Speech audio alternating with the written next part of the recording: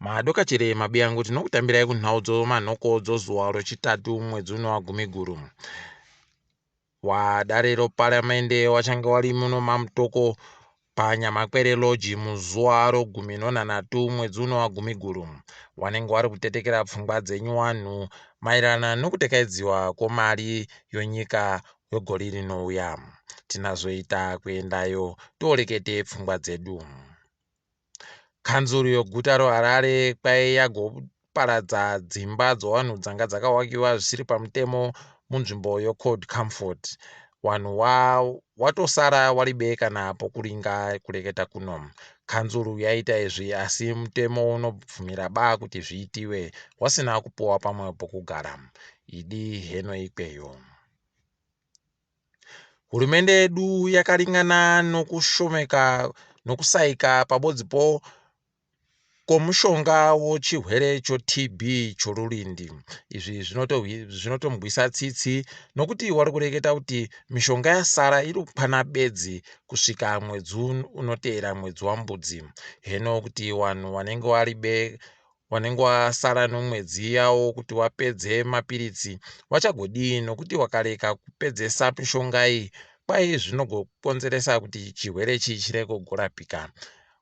Munyori mukuru mubazi rezveutano atorinyora tsamba achiti imwe mishonga ichagoboeka mugore ra2021 pakati paro.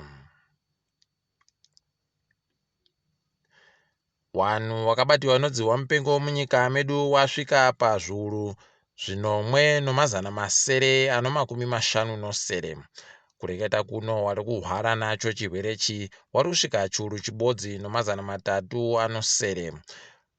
Wakagwarashiwa nacho wanosvika 227 bedzi. Zvanozuro uno maikupe webato reMDC Alliance bato reMDCT kwaiwa mumiriri mudare reparamende. Izvi watozvigadza hawo nekuriti kwakareketiwa kuti kuchaitiwa sarudzo dzokubisa wanhu dzokutsiwa wanhu wakabisiwa naivo wana maikupewo. Nyaya yemari yakaunziwa kubva kunyika yeBelarus munyika medumu iri kunyatsomugwisisa kuti iri kutekaira sei. Mutungamiri wenyika akareketa kuti kwakaunzisiwa mari inosvika mamiriyoni ekuAmerica 50 uko mumiriri mugurukota rozvokudyidzana nedzimwe nyika rakareketa iro kuti kwakaisiwa mamiriyoni anosvika 50. Heno kuti chokwadi ndochipi ipapa? Ngatiringedzo pasi rese. Kwai Malawi ichagosunza gore rino nokuti vakakohwa zvisvinu. Kureketa kuno hurumende yavo iri kuita kufara nokuti wanhu wese wari kuringirwa kuti wanenge waino chokudya chakakwana. Zvavo wabi yedu dai kuri kweduwo machembere. Sangano rinotekaidza sarudzo munyika yoTanzania kwai ragoita kuti mumwe wevanopikisana nawaJohn Pombe Magufuli agomire kutsvaka rutsigiro rwesarudzo kwesvondo rese. Kwai anonzi Tundu Lissu kwai anzi agomire kuita izvi kunyange sarudzo dzonyika iyi dziri kuiteka kupera kwemwedzi uno. Tichindori munyaya dzesarudzo dzonyika yekuIvory Coast dziri kuitiwa musi wokupedzisira wemwedzi uno, musi wa30.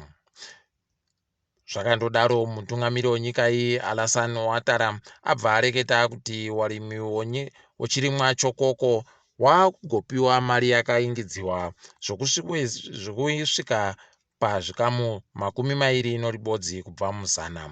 Izvi zviri kuringirwa nevazhinji kuti zvichagomupa mavhoti kubva kune vanhu vanenge vari kufara nokuti chirimwa chokokochi ndo chinovasimbisa.